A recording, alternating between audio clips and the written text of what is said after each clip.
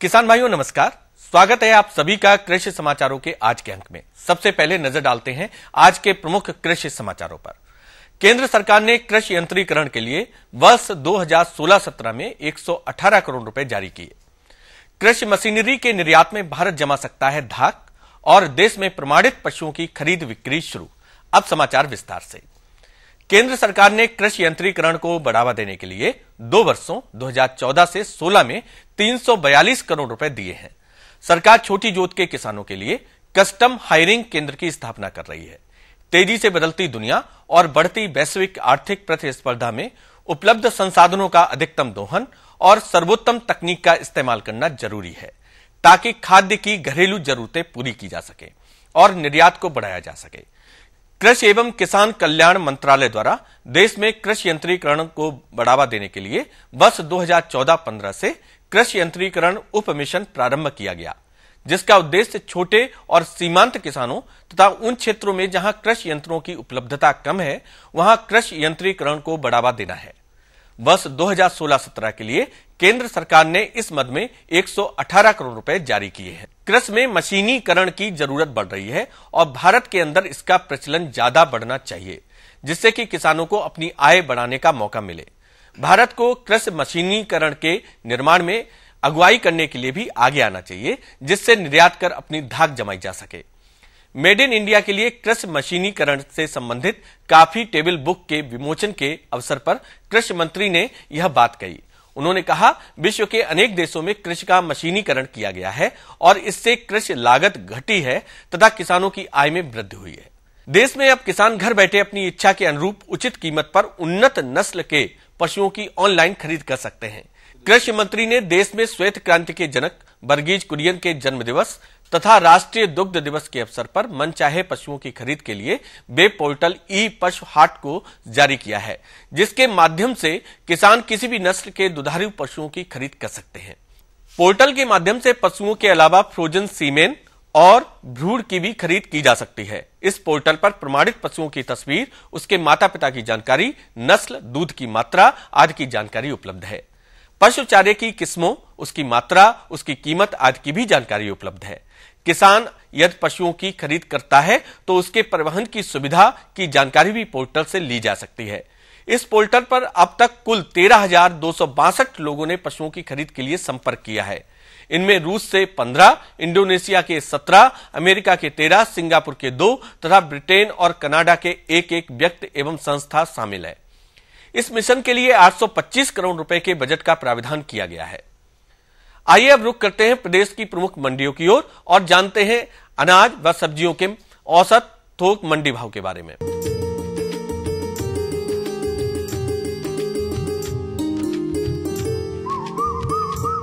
गेहूं गोंडा में 1,780 रुपए प्रति क्विंटल, फैजाबाद में 1,800 रुपए, रायबरेली में 1,760 रुपए और इटावा की मंडी में 1,900 रुपए प्रति क्विंटल। चना गोंडा में 10,900 रुपए प्रति क्विंटल, फैजाबाद में 11,000 रुपए, रायबरेली में 8,880 रुपए और इटावा की मंडी में 10,400 रुपए प्रति क्विंटल। चावल गोंडा की मंडी में 2,130 रुपए प्रति क्विंटल, फैजाबाद में 2,225 रुपए, रायबरेली में 2,080 रुपए और इटावा की मंडी में 2,235 रुपए प्रति क्विंटल।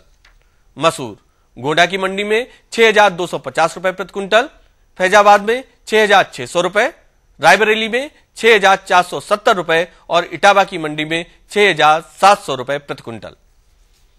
आलू गोंडा में 700 रुपए प्रति क्विंटल, फैजाबाद में 700 रुपए प्रति क्विंटल, रायबरेली में 850 रुपए और इटावा की मंडी में 770 रुपए प्रति क्विंटल। प्याज गोंडा में 880 रुपए प्रति क्विंटल, फैजाबाद में 1,100 रुपए प्रति क्विंटल, रायबरेली में 1,030 रुपए और इटावा की मंडी में 1,000 रुपए प्रति क्विंटल।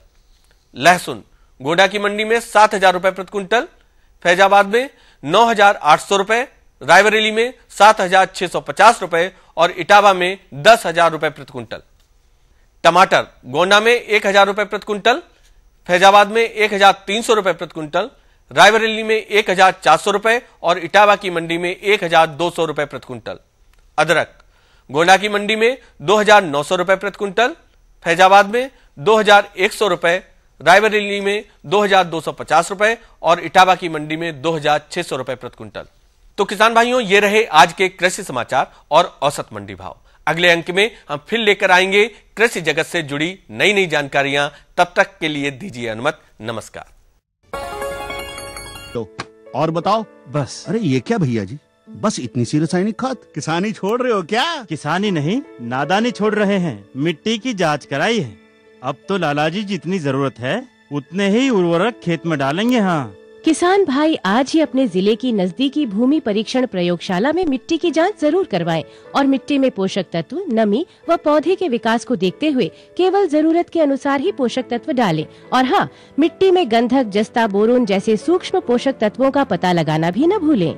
उर्वरक और जैविक खाद के सही उपयोग से भूमि का उपजाऊपन बनाए रखें, उत्पादकता बढ़ाएं, खर्चा घटाएं और बहुमूल्य विदेशी मुद्रा बचाने में भी सहयोग दें। और हाँ, धीमी गति से नाइट्रोजन उपलब्ध कराने वाले उर्वरकों जैसे नीम लेपित यूरिया को प्राथमिकता दें और यूरिया का पत्तों पर छिड़काव करें। अरे वाह, तू तो सचमुच समझदार हो गया रे। अधिक जानकारी के लिए संपर्क करें जिला कृषि अधिकारी या किसान कॉल सेंटर। नई तकनीक सभी को अच्छी लगती है।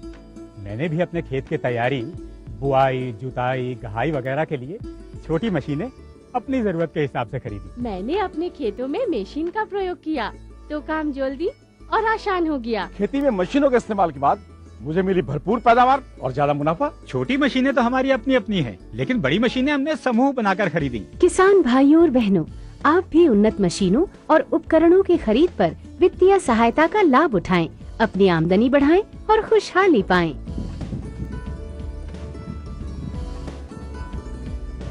हो गया।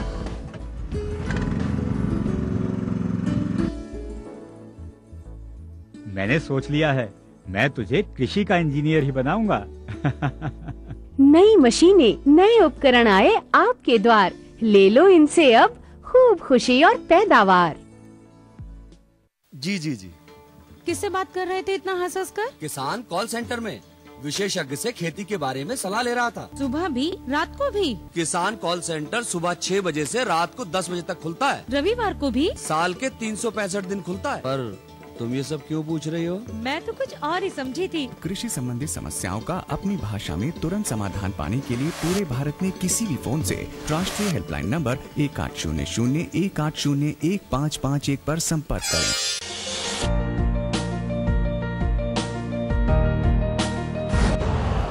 यूरिया का स्वदेशी उत्पादन 70 लाख टन बढ़ाने के लिए 6 उर्वरक संयंत्रों का उद्धार किया जा रहा है। FCIL के गोरखपुर, सिंदरी, तलचर और रामागुंडम संयंत्र, HFCL की बरौनी इकाई और BVFCL की नामरू फोर्थ। सोने पर सुहागा ये है कि देश में अब बनेगा सिर्फ नीम लेपित यूरिया, क्योंकि इससे होगा किसानों का फायदा ही फायदा। अनाज का उत्पादन 10% तक बढ़ेगा। बढ़ेगी 10 से 15% नाइट्रोजन क्षमता।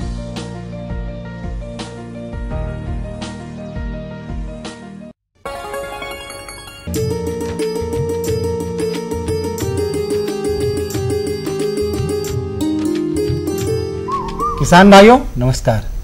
कृषि समाचारों के बाद आपका स्वागत है आपके अपने कार्यक्रम कृषि दर्शन में। किसान भाइयों, आजकल व्यावसायिक कृषि को अपनाने के लिए जोर दिया जा रहा है। कृषि के साथ साथ जैसे मत्स्य पालन, बकरी पालन, सुअर पालन, भेड़ पालन, बहुत सारी ऐसी कृषि संबंधित जो शाखाएं हैं जिन पे कार्य करने के लिए जोर दिया जा रहा है। उसी संबंधित आज हमारा विषय है बकरियों से संबंधित। हमारा आज का विषय है बकरियों की प्रमुख बीमारियां एवं उपचार। और इस महत्वपूर्ण विषय पर जानकारी देने के लिए आज हमारे साथ हैं डॉक्टर HN मिश्रा। आप हैं उप मुख्य पशु चिकित्सा अधिकारी रायबरेली। तो डॉक्टर साहब, आपका स्वागत है और हम बात करने जा रहे हैं बकरियों की प्रमुख बीमारियां एवं उनके उपचार के बारे में। जी। तो सबसे पहले बात करेंगे, जिस तरह से मौसम में बदलाव हो रहा है, गर्मी जा चुकी है, जाड़ा प्रारंभ हो गया है, ऐसे में बहुत सारी बीमारियां हैं जो प्रभावित करती हैं, रहन सहन को प्रभावित करती हैं, कैसे रहन सहन रखा जाए। तो सबसे पहले जानेंगे कि प्रमुख बीमारियां कौन है जो बहुत नुकसान पहुंचाती हैं हमारे जो है बकरियों को, हमारे कृषकों को नुकसान होता है। जी, जैसे आपने कहा मौसम बदल रहा है जी। और सर्दियों के मौसम में जैसे हम लोग अपने बचाव के लिए का स्वेटर कोट वगैरह का इस्तेमाल करते हैं ताकि ठंडी हवाओं से बचा जा बिल्कुल करते सके, हैं। उस तरीके से पशुपालक भाइयों को भी अपनी बकरियों से बचाव के लिए उसे ठंडी हवाओं से बचाने के लिए पर्दे वगैरह का इस्तेमाल करना चाहिए और जहाँ तक हो सके बकरियों को अंदर ही स्टॉल फीडिंग करना चाहिए और ब्लैंकेट्स वगैरह का यूज करना चाहिए ताकि उसको कंबल से उसकी ठंड से बचाया जा सके। अच्छा। अगर ऐसा नहीं करेंगे पशुपालक भाई तो बकरियों में भी बीमारियां निमोनिया हो जाया करती हैं। अच्छा, कुछ लोग जाड़े में भी खुला छोड़ देते हैं, खुले में बांधे रहते हैं, तो वो बहुत खतरनाक है। जी, उससे कोल्ड एक्सपोजर होगा जी और ठंडी हवाओं से बकरियों में जो है निमोनिया होने का ज्यादा चांसेस रहता है और विशेषकर बच्चों में, जो बकरी के बच्चे हैं वो तो निमोनिया से ही सबसे ज्यादा मरते हैं और मरने का कारण भी जो है ये कोल्ड एक्सपोजर है और निमोनिया है। तो डॉक्टर साहब, अगर प्रमुख बीमारियों की बात करें तो हम निमोनिया से प्रारंभ करें। निमोनिया आप कह रहे हैं जाड़े में बहुत ज्यादा होती है जी, तो निमोनिया के क्या लक्षण है, इससे कैसे बचा जा सकता है? जी, निमोनिया में जैसे कि उसके नाक से, बकरी के बच्चे हों या बकरी हों, उनके नाक से जो है पानी गिरने लगेगा, बाद में वो गाढ़ा हो जाएगा, आंखों से भी पानी डिस्चार्ज होगा और इसी डिस्चार्ज से ये संक्रामक बीमारी हो जाती है, कंटेजियस बीमारी हो जाती है। और एक बीमारी है CCPP, जैसे कैप्राइन कंटेजियस प्लूरोनिमोनिया, इस आगे जाके ये बीमारी जो है CCPP में तब्दील हो जाती है और ऐसे में डेथ हो जाती है। बच्चों की बहुत जल्दी डेथ होती है, उसके बाद जो है बड़े बकरियों में भी हो जाती है। तो पशुपालक भाई इसके लिए जो है सबसे पहले अगर बीमारी हो गई तो उन पशुओं को, उन बकरियों को अलग कर दें उस स्टॉल से, बीमारी से ग्रसित है, सबसे पहले उसको अलग करें वहां से और ताकि उस पर विशेष ध्यान दिया जा सके और उसको जो है गर्म पानी में यूकैलिप्टस ऑयल या टिंचर बेंजीन ये या टर्पेंटाइन ऑयल डाल के उसके भाप दिलाएं और उसकी नाक की सफाई हमेशा करते रहें, क्योंकि जो बीमारियां कांटेक्ट से फैलती है वो चाहे PPR हो या निमोनिया हो या कोल्ड सर्दी जुकाम हो, वो चीजें जो है वायरल भी होती है और ये वायरल जो है उनके जो डिस्चार्ज आता है नाक से और आंख से, उस डिस्चार्ज से भी फैलती है। जो जानवर, स्वस्थ जानवर भी अगर उस डिस्चार्ज से, उस स्राव से अगर नजदीकी आया तो उस बीमारी फैल जाती है। तो सबसे जो प्रमुख आपने बात बताई, निमोनिया जैसे फैल रही है, सर्दी जुकाम जो हो रहा है, सबसे पहला काम ठंड से बचाना। बिल्कुल, ठंड न लगने के बाद बीमारी नहीं आएगी जी। अच्छा, कुछ ऐसा भोजन में भी दिया जा सकता है जिससे इसका असर कम हो? हाँ, भोजन में जो है आप अदरक का इस्तेमाल करें, सौंठ का इस्तेमाल करें, अदरक सौंठ जो है ये इस्तेमाल करें और साथ साथ गुड़ का इस्तेमाल करें। अच्छा, ये जो गुड़ और सौंठ और अदरक, ये अजवाइन, ये चीजें जो है जो घर में ये बड़ी देसी चीजें और मिल भी जाती है आसानी से। तो ये अगर जाड़े में, एक तो जाड़े से बचा के रखें और गुड़, अजवाइन या आपने कहा अदरक का, इसका सेवन करें तो ये निमोनिया से तो बच ही सकते हैं। बिल्कुल। आपने PPR का नाम लिया, क्या PPR भी इसी संबंधित है बीमारी? जी, PPR एक ऐसी बीमारी है जो आजकल इसके बचाव के लिए टीकाकरण का होता है जी। और ये टीका जो है, ये PPR में क्या हो जाता है, ये जैसा कि मैंने पहले भी बताया, आंखों से पानी आना, नाक से पानी आना और दस्त हो जाती है। दस्त में खून भी निकल सकता है PPR में और डेथ जो है 24 घंटे के अंदर, 48 घंटे के अंदर हो जाती है। ये तो बड़ी खतरनाक बीमारी, बहुत खतरनाक है। इसको प्लेग भी कहते हैं। प्लेग, हाँ, तो बकरियों का प्लेग बीमारी है और इसके लिए उत्तर प्रदेश सरकार बचाव के लिए टीकाकरण का अभियान करती है और जैसा पशुपालक भाई जानते हैं, बचाव जो होता है वो निदान से ज्यादा अच्छा होता है, उपचार से ज्यादा अच्छा होता है उसका। तो इसका टीकाकरण कब होता है? जाड़ा शुरू में तो PPR, जैसे जाड़ा शुरू होता है PPR बीमारी शुरू हो जाती है तो पहले लगना चाहिए, पहले लग जाना चाहिए। ये व्यवस्था रहती है? हाँ जी, अप्रैल मई में टीका लग जाता है और ये टीकाकरण जो है 4 महीने के जो बच्चे हैं उनके नीचे नहीं लगता है, 4 महीने और उसके ऊपर के जो किड्स हैं उनको लगाए जाते हैं। 1 ml जो है सबकट लगता है। ये वायरल बीमारी है और इससे 3 साल तक के लिए उन पशुओं में जिनमें PPR लग जाता है वो बीमारी नहीं होगी। इस वजह से अगर टीका नहीं लगाओ, बीमारी आ गई तो कोई ऐसी है दवा जिससे बचा जा सके? हाँ, होता है, बट ये है उसमें कि उसके लिए बहुत ही तुरंत जो है कार्यवाही नजदीक जो है पशु चिकित्सा अधिकारी हैं उनसे मिलके और एंटीबायोटिक्स दवाइयाँ, सल्फा ड्रग्स और ब्लॉट हो जाता है, पेट फूल जाता है तो एंटी ब्लॉट मेडिसिन जो हैं बाजार में उपलब्ध है। लक्षण दिखते ही पशु चिकित्सा अधिकारी कहाँ ले जाएं? बिल्कुल, इसमें थोड़ा भी पशुपालक भाई देर न करें क्योंकि देर करने के बाद इसमें बच पाना बड़ा मुश्किल है। आपने कहा 24 घंटे में डेथ हो जाती है। अच्छा, डायरिया भी जाड़ में देखा गया बहुत ज्यादा होता है। हाँ, डायरिया जो है, डिहाइड्रेशन और डायरिया ये दोनों चीज़ें जो है एक दूसरे से पूरक हैं। अगर पशुपालक भाई अपने पशुओं को, बकरियों को अगर स्वच्छ पानी न देते रहे हो, या जो उनके ट्रप्स हैं जिससे खिलाया जाता है, जिसमें पानी पिलाया जाता है, उसकी अगर सफाई न रखें तो इससे जो है डायरिया होने का ज़्यादा चांसेस है। और डायरिया होती भी हैं। और पेट के जो अंतः परजीवी और बाह्य परजीवी हैं, तो अंतः परजीवी की दवा जो है पशुपालक भाई साल में कम से कम 2 बार अवश्य दें। एक बार मानसून से पहले दे दें और एक बार मानसून के बाद दे दें, क्योंकि जो डायरिया होती है उसमें ज़्यादातर जो है अंतः परजीवी ये समय चल रहा देने का, बिल्कुल देना का है, दे देना चाहिए। अपने पशु चिकित्सालयों में उपलब्ध भी है दवाइयाँ। और अच्छा, सबसे महत्वपूर्ण बात आपने बताई कि डायरिया में पानी की कमी नहीं होनी चाहिए शरीर में, बिल्कुल डिहाइड्रेशन की वजह से फैलती है। और दूसरा आपने बताया कि अंतःबाह्य परजीवी की दवा खिला देनी चाहिए, इससे डायरिया नहीं होगा। अच्छा, आप पानी की जब बात करते हैं तो ये बहुत महत्वपूर्ण घटक है पानी शरीर को सही रखने के लिए। बकरियों को पानी देने का तरीका, कभी हमने लापरवाही देखी है, पानी कभी पी लिया, अपने आप पी लिया, टैंक में रखा हुआ है। कितना पानी देना चाहिए, कब कब देना चाहिए, दिन में किस समय? जी देखिए, पशुपालक भाई बहुत जागरूक होना चाहिए पानी के विषय में, क्योंकि जो हमारी 70 से 75% जो बीमारियां हैं वो वाटर बॉर्न डिजीज होती है, पानी से ही उत्पत्ति उसकी होती है। और अगर हम उसको स्वच्छ पानी नहीं देंगे तो ये बीमारियां होने की, डायरिया और डिहाइड्रेशन और यहाँ तक निमोनिया भी हो जा सकता है। तो इसके लिए पशुपालक भाई अपने पशुओं को जो है सुबह, दोपहर, शाम 3 बार तो अवश्य ही पानी देखें। और जब भी पानी दें स्वच्छ पानी दें, ताज़ा पानी दें। और अगर बीमार पशु हो गया है तो उसको गुनगुना पानी दें। ये नहीं कि भरा रखा हुआ है और हाँ, तो उस पे जो है बैक्टीरिया, वायरस जो हैं आ जाते हैं, वातावरण में हैं, वातावरण से पानी में जाते हैं, पानी से फिर जो है पशुओं में चले जाते हैं और एक पशु से कई पशुओं में हो जाते हैं। और ये कंटैक्ट बीमारी, इसको कंटेजियस बीमारी कहा जाता है। बहुत पूरे समूह में फैल जाते हैं। पूरे समूह में फैल जाते हैं। इसलिए मैंने पहले कहा कि जो बीमारी हो जाए उस पशु को अलग कर दें और उस पर विशेष ध्यान दें। जो खुरपका, मुंहपका वो भी होता है? वो भी होता है। ये भी जो है, ये इसका जो है मुंह में घाव, छाले पड़ जाते हैं और पैरों में जो है कीड़े पड़ जाते हैं खूर में। तो ये, लेकिन ये ऐसी बीमारी है खुरपका, मुंहपका, जिससे जो है पशुओं को मरने के चांसेस नहीं है। खुरपका, हाँ, इससे जो है उत्पादन कम हो जाता है। यह आर्थिक रूप से बहुत आवश्यक है उसको ठीक करना। बट ये इसमें जो है कॉपर सल्फेट जो तूतिया बाजार में मिलता है हरे वाले, उसको जो है 1% के घोल से उसके पैरों को धोला जा सकता है। मुंह को जो है फिटकरी के पानी से जो है उसको धुल देने से मुंह का घाव और पैरों का घाव ठीक हो जाता है। उसे धुलते रहे जी। सही जाए।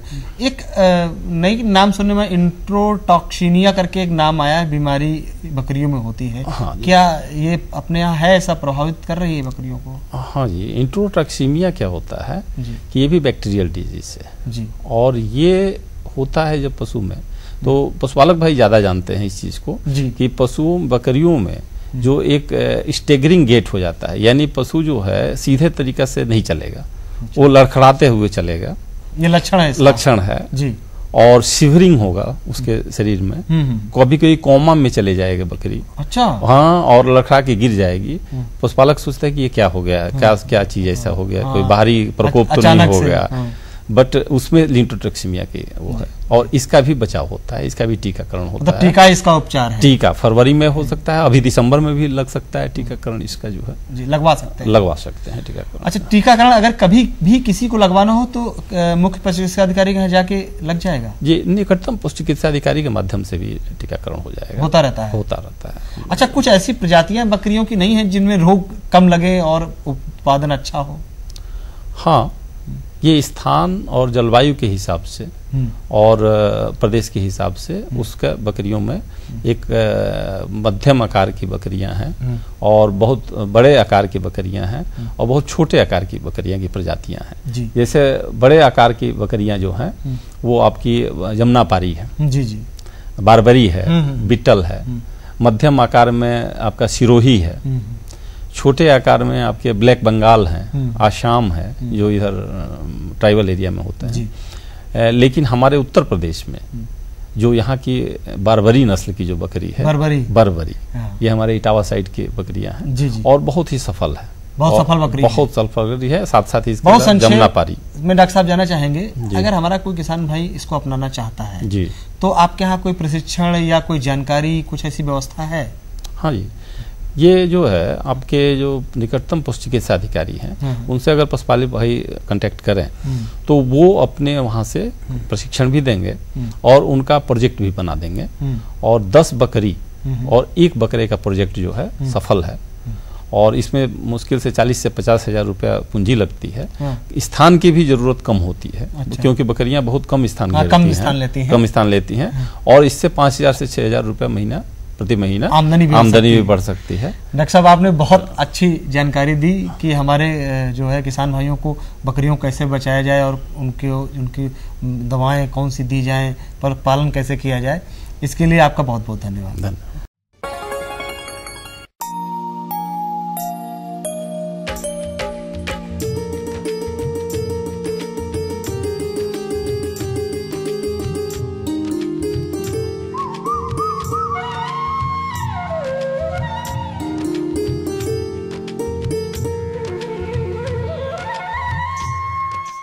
खेती की जानकारी के बाद प्रस्तुत है मौसम समाचार। पिछले दिनों प्रदेश का अधिकतम तापमान 25 से 28 डिग्री सेल्सियस दर्ज किया गया, जो सामान्य से 1 से 3 डिग्री सेल्सियस अधिक था। न्यूनतम तापमान 10 से 11 डिग्री सेल्सियस के बीच दर्ज किया गया, जो कि सामान्य था। इस बीच प्रदेश के ज्यादातर क्षेत्रों में 6 से 9 किलोमीटर प्रति घंटे की गति से हवाएं भी चलती रहीं। लखनऊ व आसपास के क्षेत्रों में मंगलवार की सुबह अचानक तेज कोहरे ने अपने आगोश में ले लिया। मौसम विभाग के पूर्वानुमान के अनुसार श्रीनगर में हो रही बर्फबारी का असर प्रदेश में भी शुरू हो गया है। आगामी 2 से 3 दिनों में बर्फबारी का असर बढ़ने की उम्मीद है। साथ ही रात व दिन के तापमान में जबरदस्त गिरावट भी हो सकती है। तो किसान भाइयों, ये थे मौसम समाचार। कुछ और नई जानकारियों के साथ हम फिर उपस्थित होंगे। तब तक के लिए दीजिए अनुमति। नमस्कार।